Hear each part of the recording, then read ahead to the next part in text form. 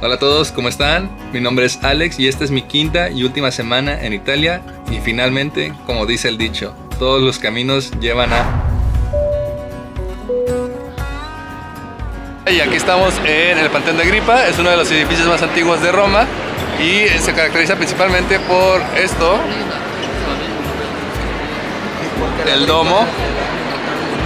Este domo está hecho específicamente de un concreto especial que usaron las cenizas del volcán de Pompeya, y es un concreto que ha resistido más de 1000 años por la piedra caliza que tiene dentro, que le ayuda a generar las grietas. Es una construcción compleja porque es el único domo de una sola pieza que no usa refuerzos. Trataron de replicar lo mismo en Florencia, pero no pudieron por el esquí y tuvo que usar refuerzos. Esta es una sola pieza. Después fuimos por algo de comer cerca de Plaza España. Y qué mejor lugar que el primer McDonald's de Italia.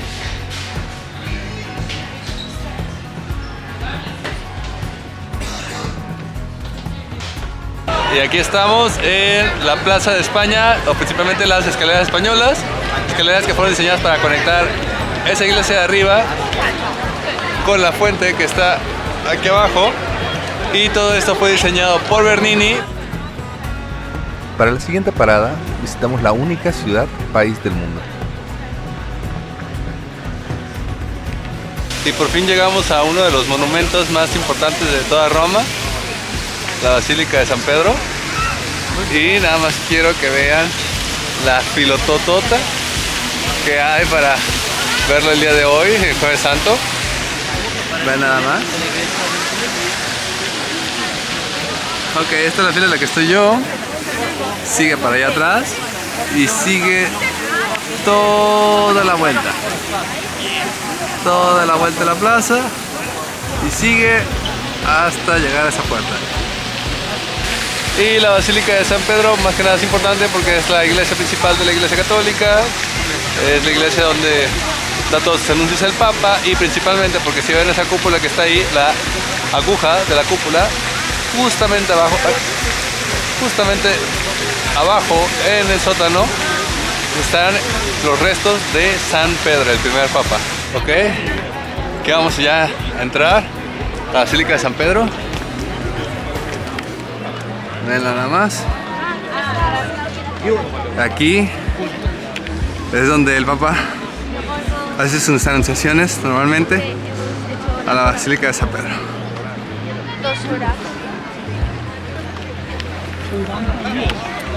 Ok, vamos a entrar. Ok, estamos en la Basílica de San Pedro y esa de ahí enfrente es la Piedad de Miguel Ángel. Esta es considerada una de las iglesias más grandes del mundo. Es una de las 4 basílicas importantes de Roma. Y son importantes porque son las únicas iglesias en las que solo el Papa puede dar misa. Es el exponente máximo de la arquitectura barroca.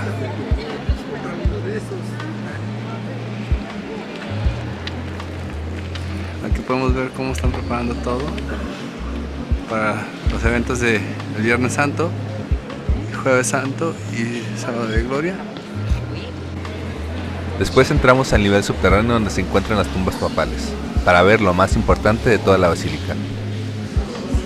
Y ahí, en el sepulcro,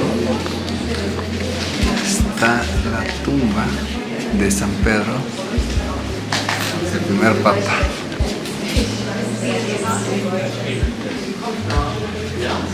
Anteriormente se identificaba por esta piedra roja, así como los cristianos la identificaban si fuera un riesgo para los creyentes. Y esta tumba está justo arriba de la punta de la basílica. Al día siguiente, durante el Viernes Santo, mi primera parada fue la iglesia de Santa María Victoria, para ver la obra máxima de Bernini, El Éxtasis de Santa Teresa.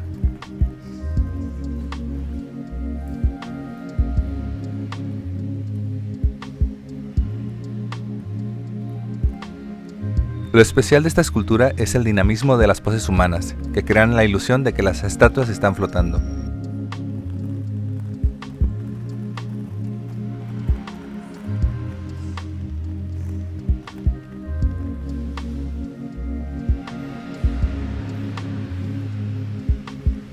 Y aquí estamos en el Coliseo Romano. Esta es una de las 7 maravillas del mundo antiguo. Y si lo notan por acá, están preparando todo para la transmisión del Via Crucis, que va a ser en unas horas. Van a cerrar el Coliseo a la 1 de la tarde. Aquí fue donde Lizzie McGuire descubrió el engaño. Y ahí cantó. Ahí fue donde Lizzie McGuire cantó con su doble. Un detalle importante, para acceder a las catacumbas y a la arena, tienes que reservar con 3 meses de anticipación. Caminamos a nuestra siguiente parada, el Foro Romano. Aquí estamos en el Foro Romano y en el Palatino. Estamos en uno de los jardines, el jardín de la Villa Barbeni. Y vean nada más la vista que tenemos al Coliseo, probablemente una de las mejores vistas de todo este monte.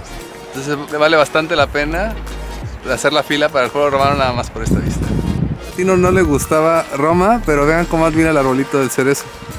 No me sigue gustando, pero el arbolito del cerezo. Está bonito, ¿verdad? Bonito. De Rómulo y Remo, muy bonito. Estamos caminando por los jardines del Museo Palatino. Uno de los jardines más impresionantes de Roma, lo que hemos visto en el viaje. La Basílica de San Pedro. El momento perfecto para visitar porque justo empezó la primavera y empezaron a florecer los árboles. El Palatino es el área arqueológica más antigua e importante de Roma. Se dice que fue donde Rómulo fundó Roma. Y esta es la Basílica de Magencio, el último y más grande edificio de la época imperial. El Foro Romano y el Palatino son enormes, así es que recomiendo dedicar de 2 a 3 horas en recorrerlo. Ok, aquí estamos a punto de entrar a la iglesia de San Ignacio de Loyola, que es el fundador de la Orden de los Jesuitas, que es importante para mi alma mater de la universidad. Vamos a entrar. Probablemente muchos ya reconozcan esta iglesia por la pintura. Recientemente se la ha conocido como la Iglesia del Espejo, debido a que hay un espejo para mirar esta pintura, lo cual da la sensación de estar flotando. Ok, chéquense esto. Esto es una cúpula falsa. Desde este ángulo parece una cúpula, pero desde adelante hacia atrás. Y vean qué es lo que pasa. Ya no se ve como una cúpula. Vemos que es una ilusión óptica. Y aquí está la tumba de alguien muy importante para mi alma mater. Aquí están los restos de San Ignacio de Loyola. Como contexto, San Ignacio de Loyola fue el fundador de la Orden de los Jesuitas, quienes tienen una forma peculiar de evangelizar. La universidad donde yo estudié pertenece al sistema universitario jesuita.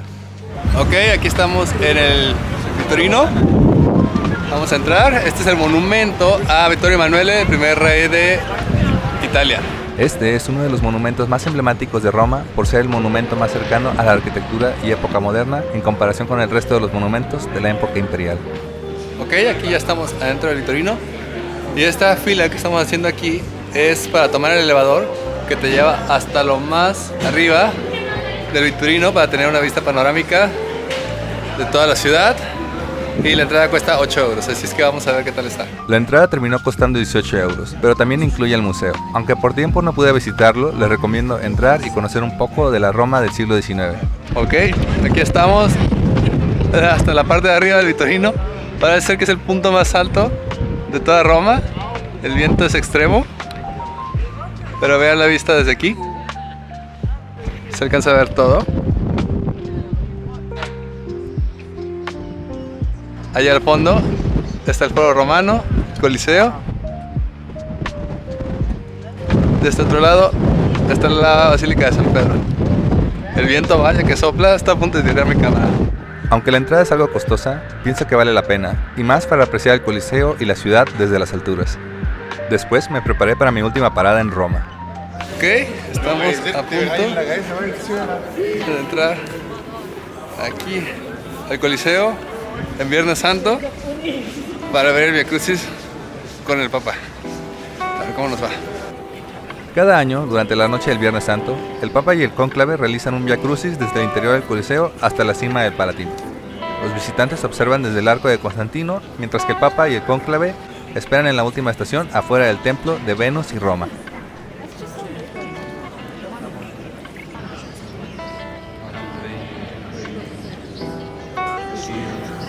Ok, vamos saliendo de aquí del Via Crucis, aquí en el Coliseo Romano. Coliseo.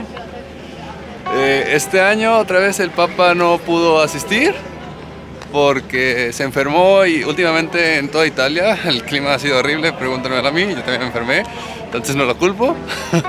Las temperaturas hoy en Roma fueron bastante bajas, como 10 grados. De hecho yo estoy con suéter y todo. Y la oración final la dio el cardenal del año pasado. Justo acaba de terminar y pues nos regresamos al hotel. Una última vistazo del Coliseo de noche. Bonito, lo logramos.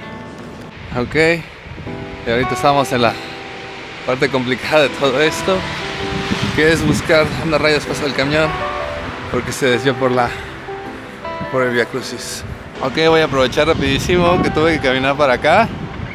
Esta es una de mis paradas que ya no alcancé a hacer en Roma. Esta de acá es la Basílica de Santa María Maggiore, que es casi considerada como la catedral de Roma. Bueno, es complicado, Roma tiene muchas catedrales, pero esta es como una de sus principales.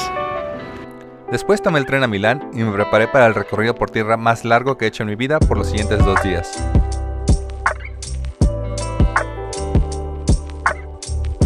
Tomé un autobús desde Milán, crucé los Alpes, atravesé una montaña por un túnel de 10 kilómetros, recorrí más de 800 kilómetros para, después de 12 horas, llegar a mi siguiente destino.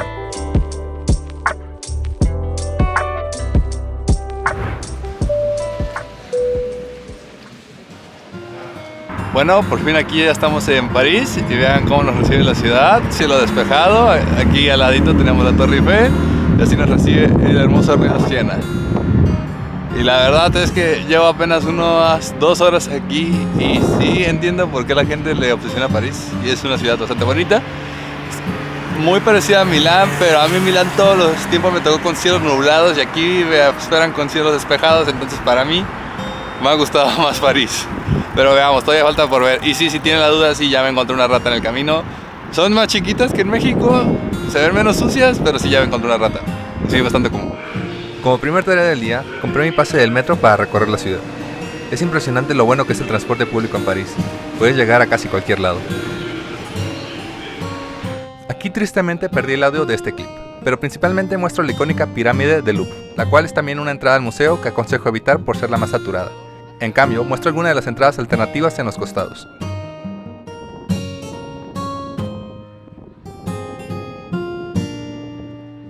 El Museo del Louvre es probablemente el más importante y visitado del mundo. Cuenta con obras históricas como la Venus de Milo. También es el museo más grande del mundo. Usualmente la gente dice que es un museo que se necesitan varios días para verse. Al inicio pensé que era una exageración, pero después me di cuenta que era bastante real. Con una extensión de 72.000 metros cuadrados, en las 4 horas que estuve solo pude recorrer la mitad del museo.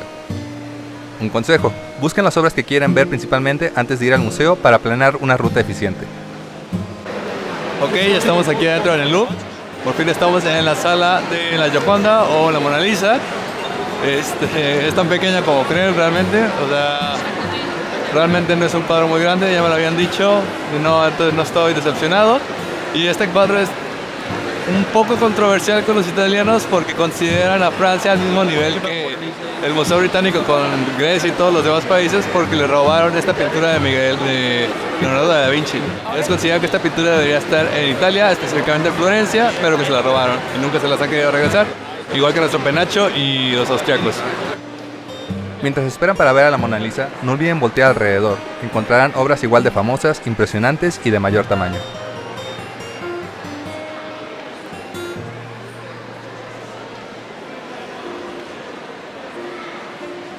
Estamos a punto de llegar enfrente. Estamos a punto de llegar enfrente, ahí con la Mona Lisa. Bastante gente. Vamos a ver.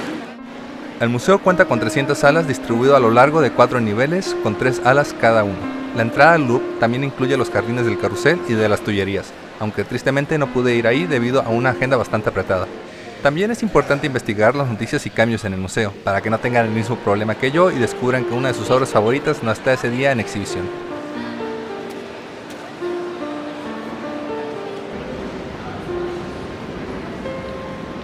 Pero el Museo del Louvre no son solo pinturas y esculturas, también posee una gran cantidad de salas dedicadas a diferentes culturas y piezas, como cerámica griega y códices egipcios y mesopotámicos, principalmente el Código de Hammurabi, el registro legal más antiguo del mundo.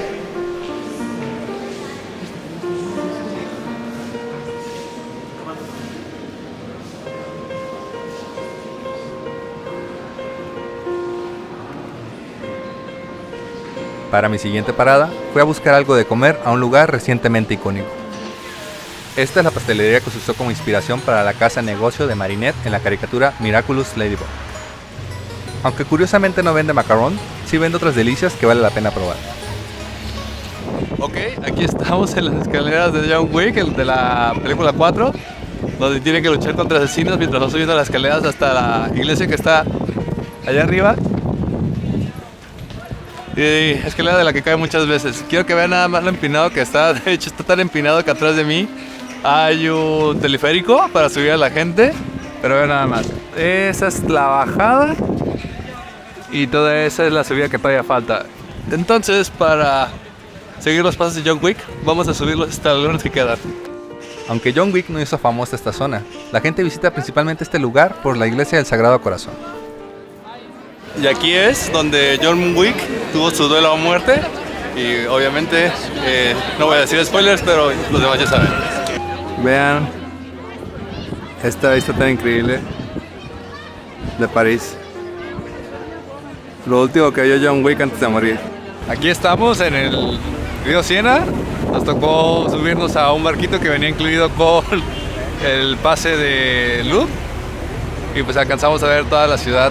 Vean. Aunque el río Sena es increíble, no intenten meterse a nadar en él. Se dice que es uno de los ríos más contaminados del mundo. Sin embargo, el presidente Macron dijo que él mismo nadaría en él para asegurar que fue limpiado para las Olimpiadas de 2024. Pero aunque no se pueda nadar, verlo al menos es una buena forma de terminar la tarde en París. Para terminar el día, fuimos al monumento más importante de la ciudad. Ok, aquí estamos en el elevador para subir a la alto de la Torre Eiffel. Vean. Vamos a subir hasta la cima. Y el boleto nos costó 30 euros. Así es que esperemos que sea una buena experiencia. Son cerca de las 9 de la noche y aprendieron la luz. Entonces nos va a tocar ver todo París encendido. Esta es París de noche, desde el segundo nivel de la Torre Eiffel. Después subimos a lo más alto de la torre. Ok, estamos en la cima de la Torre Eiffel. No se imaginan la cantidad de viento que hace. Siento que me tiembla la cámara. Está helado, pero la vista es increíble y aparte está el faro que ven atrás. Después tomé el autobús para continuar el mayor tramo en tierra de mi vida. En esta ocasión agregué otras 15 horas de autobús y cerca de 1000 kilómetros. En este punto ya me había acostumbrado a dormir en el autobús. Y también es un buen truco para ahorrarse una noche de hospedaje.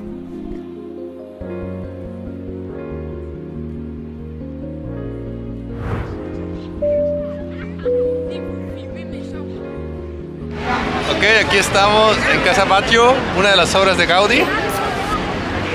La vamos a ver nada más por fuera hoy porque la entrada cuesta 40 euros, que está mucho más cara que la entrada de la Torre Eiffel hasta arriba. Entonces simplemente hoy la vamos a mirar por dentro, por fuera, y pues ya si quieren verla por dentro busquen las imágenes en Google. Yo también la voy a hacer, no voy a pagar 40 euros. Esta es la Sagrada Familia. Por un error técnico no pude grabar dentro, pero vale mucho la pena pagar la entrada. Este es el lado nuevo, ¿no? Sí, esta es la fachada de la Pasión. Después fuimos a conocer el mar Mediterráneo.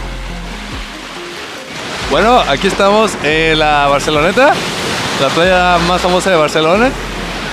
Vean este maravilloso color azul y turquesa de la playa. Se ve increíble, parece que haría mucho calor, que está muy soleado. Pero mi consejo es no se metan al agua. Está helada, de hecho se notarán, no hay casi nadie dentro del mar, está helado. Al menos no está tan frío como lo que nos tocó en Rimini, pero sí sigue estando bastante frío en comparación a México. A lo mejor a los irlandeses o a los canadienses sí les gustaría. Ya me tocó verlos nadar en Rimini, entonces.